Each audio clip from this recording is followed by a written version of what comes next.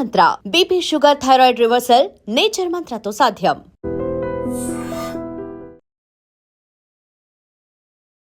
నమస్కారం, welcome to I dream. ధర్మ మార్గం విత్ విజిత కార్యక్రమానికి స్వాగతం.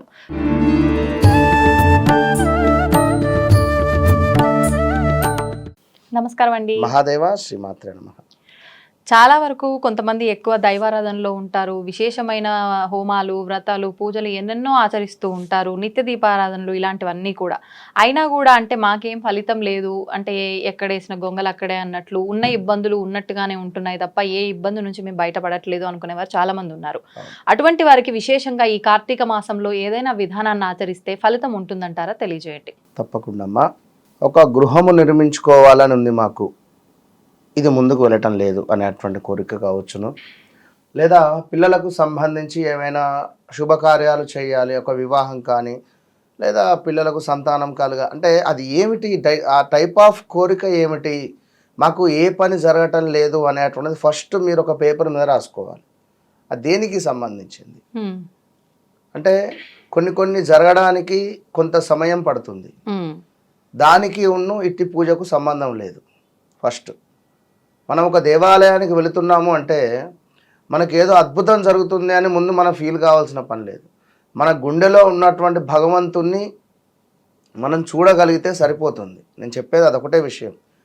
ఎప్పటికైనా ఎవరికైనా మీరు ఇక్కడి నుండి ఎక్కడికో వెళ్ళాలి, ముక్కోటి ఏకాదశి వచ్చింది, కొన్ని లక్షల మంది ఉంటారు, నేను ఈరోజే వెళ్ళాలి, నేను ఈరోజే అభిషేకం చేసుకోవాలి, నేను ఈరోజే స్వామిని దర్శించుకోవాలి అని అనుకునేటువంటి క్రమంలో ఇబ్బంది అవుతుంది. అంతమంది ఉన్నప్పుడు తొక్కిసలాట అవుతుంది.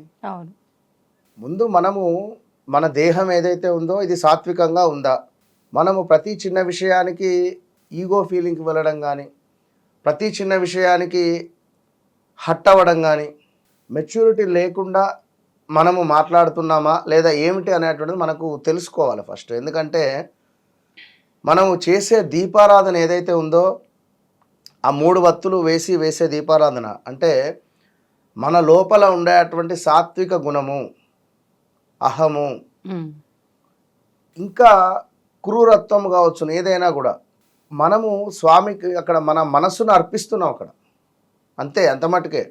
ఇవాళ రేపు 100 రూపాయలు ఉంటే 200 కావాలనిపిస్తుంది, 200 ఉంటే 1000 కావాలనిపిస్తుంది, 1000 ఉంటే 10,000 కావాలనిపిస్తుంది, 1,00,000 రూపాయల శాలరీ ఉంటే నాకు 3 లక్షలు ఉంటే బాగుండు, ఈ 1,00,000 ఈఎంఐలకు వెళ్ళిపోయినా, ఇంకొక 1,00,000తో నా ఖర్చులు వెళ్ళిపోయినా, ఇంకొక 1,00,000. అంటే మనుషులము ఎవరైనా కూడా ఈ కోరిక మంచిదే, కాదని అంటలేను. సాక్షాత్తు శ్రీకృష్ణుల వారే చెప్పారు, నీ కుటుంబం కోసం నువ్వు స్వార్థంగా ఉండు, జీవించు, తప్పులేదు. కానీ కొన్ని ఎథిక్స్ అనేటువంటివి ఉంటుంది. అదేవిధంగా నేను రోజుకు ఒక 10 లక్షలు సంపాదించాలి, పెట్టుకో గోల్, తప్పులేదు, ఎంతైనా పెట్టుకో. నేను అనేటువంటిది ఏమిటి అంటే ఇది మనం కనెక్ట్ కావాలి. మనం ఇప్పుడు ఒక విత్తనానికి ఒక భూమికి ఏ విధంగా కనెక్టివిటీ ఉండి ఒక మొలక బయటకు వస్తుందో ఆ విధంగా మన లోపల ఉన్నటువంటి పరమాత్మ ఏదైతే ఉంటుందో ఆ ఫోటోలో ఉన్నటువంటి వారితో మాట్లాడాలి, లేదా విగ్రహ రూపకంగా ఉండేటువంటి అమ్మవారితో మాట్లాడాలి. అప్పుడు మీ కోరికలు నెరవేరేటువంటి ఛాన్సెస్ అధికంగా ఉంటాయి. ఉదాహరణకు ఏలినాటి శని, ఇది ఎంటర్ అయినటువంటి సందర్భంలో విపరీతమైనటువంటి నరఘోష, నరదృష్టి, పనిచేసే చోట మనల్ని ఉండనివ్వకపోవడము, స్థాన చలనము, ప్రదేశ మార్పులు, ఆరోగ్య సమస్యలు. సప్తమ స్థానంలో ఉంటే తండ్రికి హెల్త్ రిలేటెడ్ ఇష్యూస్ రావడము, తండ్రి మరణించే అవకాశాలు ఉంటాయి. ఇట్లాంటివి జరుగుతూ ఉన్నవి మీ జాతకంలో. ఉదాహరణకు మీరు ఎక్కడికో వెళ్ళి నాకు అద్భుతమైన జాబ్ రావాలి, ఇదే జాబులో అత్యంత అద్భుతమైనటువంటి గుర్తింపు పొందాలి, నేను ఉద్యోగంలో నాకు అధికంగా శాలరీ పెరగాలి అనే కోరిక కోరుకున్నాడు. ఈ కోరిక ఇప్పుడు మీకు నడిచే జాతకరీత్యా ఇది సరైందో కాదా? ఈ జాతకాన్ని రాసిందే ఆ భగవంతుడు బ్రహ్మ. నువ్వు జన్మ నీకు అయ్యింది అంటే రాసి కింద పారేస్తాను నేను, అయిపోయింది. దీంట్లో మీరు వెళ్ళి కోరుకున్నటువంటి కోరికకు మీరు వచ్చాక 10 రోజులకో 15 రోజులకో 20 రోజులకో జాబ్ లాస్. 1 మంత్ అయింది అనుకుందాం. అరే నేను మొన్ననే వెళ్ళి భగవంతుని వద్దకు వెళ్ళి నేను నమస్కరించుకొని వచ్చాను, నాకు ఇట్లా జాబ్ లాస్ ఎందుకయింది? దేవుడు లేడు నువ్వు అనగానే అయిపోతుందా? నీ ఉద్యోగం కోసమే భగవంతుడు అక్కడ ఉన్నాడా? అయ్యో, కనుక కొన్ని కోట్ల జీవరాశులు ఉన్నవి. జీవరాశులలో ఎవరెవరి కర్మ వాడు అనుభవించాలి, తప్పదు, అది సత్యం. కర్మ అనుభవించేటువంటి క్రమంలో ఖచ్చితంగా మంచి జరుగుతూ ఉన్నప్పుడు మనం ఎట్లయితే యాక్సెప్ట్ చేస్తున్నామో, నాకు మంచి జరిగింది, ఐఎమ్ సో హ్యాపీ, చక్కటి కారు కొనుక్కున్నాను, చక్కటి ఫ్లాట్ అపార్ట్మెంట్ తీసుకున్నాను, అద్భుతంగా ఉంది నాకు అనే క్రమంలో అటు పిమ్మట కొంత చెడు సంబంధిత ఇబ్బందులు ఎదురవుతున్నాయి. మంచిని యాక్సెప్ట్ చేసినప్పుడు చెడును కూడా యాక్సెప్ట్ చేయాలి కదా, నేను చెప్పే పాయింట్ అది. ఎవరైతే మాకు ఎన్ని పూజలు చేసినా లేదా ఎన్ని వ్రతాలు నోమినా మాకు బాగా లేదు అని అనుకునేటువంటి వారికి నేను ఒకటే చెప్తున్నాను, ఒక్కసారి కుదిరితే నాకు ఒక మెసేజ్ కానీ కామెంట్ కానీ పెట్టండి. ఎందుకంటే నేను ఛాలెంజ్ చేసి చెప్తున్నాను, ఎవరి జీవితంలో అయినా కేవలం నాకు పేరు మాత్రం సరిపోతుంది. అంటే నేను చెప్తున్న విషయం జస్ట్ పేరు చెప్తే చాలు, వారి జీవితంలో గడిచినటువంటి సంఘటనలు కానీ, గడుస్తున్నటువంటి పరిస్థితి కానీ, జరగబోయేటువంటి విషయాలు కానీ వారికి కళ్ళకు కట్టినటువంటి విధంగా 100% మనం చెప్పే పరిస్థితి ఉంటుంది. కనుక కొన్ని సందర్భాలలో రెమెడీలు పనిచేయవు, ఇందాక మీరు అన్నట్లుగా. కొన్ని సందర్భాలలో జస్ట్ అర్చన చేసుకున్న రిజల్ట్ వస్తుంది కేవలం. కనుక ఏది ఏమైనప్పటికీ కూడా మీరు అడిగినటువంటి ప్రశ్నకు నేను ఒక రెమెడీ చెప్పడం నా ధర్మం. కనుక రెమెడీలు అనేటువంటివి కొన్ని లక్షలు ఉన్నవి.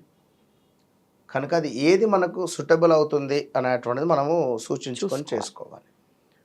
ఉదాహరణకు పలానా రమేష్ పేరు గత ఒక 1 year నుండి బాగాలేదనుకున్నాం.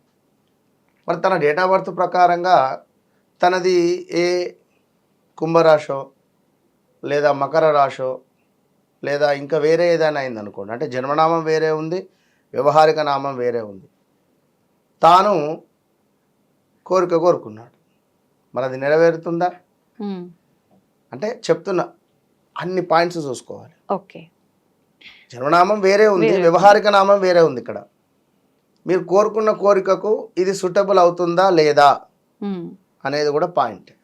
కనుక ఏది ఏమైనప్పటికీ విపరీతమైనటువంటి ఇలాంటి సంబంధిత ఇబ్బందులు ఉన్నాయి అని అనుకునేటువంటి వారు ఖచ్చితంగా కూడా ఒక మట్టి పాత్ర తీసుకోవాలి. మట్టి పాత్ర తీసుకొని అందులో తెల్ల ఆవాలను కొద్దిగా పోసి, ఒక సుమారుగా వెండి కాయిన్ ఏదైనా అమ్మవారు ప్రతిమ ఉండేటువంటిది కానీ లేదా 1 రూపీ కాయిన్స్ అయినా కూడా ఒక 3 అందులో వేయండి. దానిపై మళ్ళీ రైస్ పోయండి. పోసి చక్కగా కూడా ఎరుపు రంగు క్లాత్ పెట్టేసి దాన్ని క్లోజ్ చేయండి. క్లోజ్ చేసేసి దీన్ని మీకు ఇష్టదైవం దగ్గర పెట్టండి. మీరు పూజించేటువంటి ఇష్టదైవం వద్ద, రోజు నిత్యము పూజించేటువంటి ఇష్టదైవం వద్ద పెట్టి ధూప దీప నైవేద్యాలు సమర్పించండి. ఒక 11 రోజులు సమర్పించిన తర్వాత దీన్ని తీసి మీరు ఈశాన్య మూలలో కానీ లేదా మీరు డబ్బు పెట్టేటువంటి ప్రదేశంలో కానీ, నైరుతి మూల, దాన్ని అక్కడ పెట్టండి. తప్పకుండా, అంటే మీ కులదైవం ఎవరు అనేటువంటిది వారికి తెలుసు. వెంకటేశ్వర స్వామి ఉంటాడు, కొందరికి రాజేశ్వరుడు ఉంటాడు, లైక్ ఏదైనా వారిని ఒక్కసారి దర్శించుకోండి.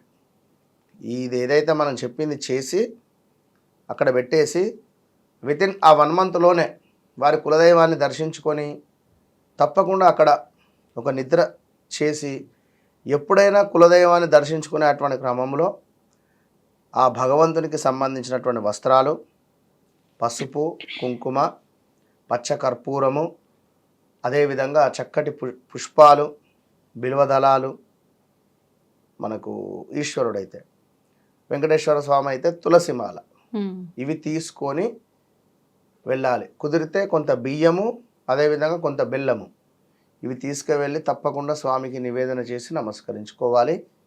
గన్ షాట్ 41 రోజులలో మీ కోరిక నెరవేరుతుంది. ఇప్పుడు మీరు చెప్పినట్టుగా ఈ మొదట ఈ కుండలో పోయటం ఇదంతా ఏదైనా తిది వారం చూసుకొని మొదలు పెట్టాలంటారా? మీ ఇష్టదైవము ఈశ్వరుడు అయితే సోమవారం రోజు మొదలు పెట్టండి, లేదా ఆరుద్ర నక్షత్రం రోజు మొదలు పెట్టండి.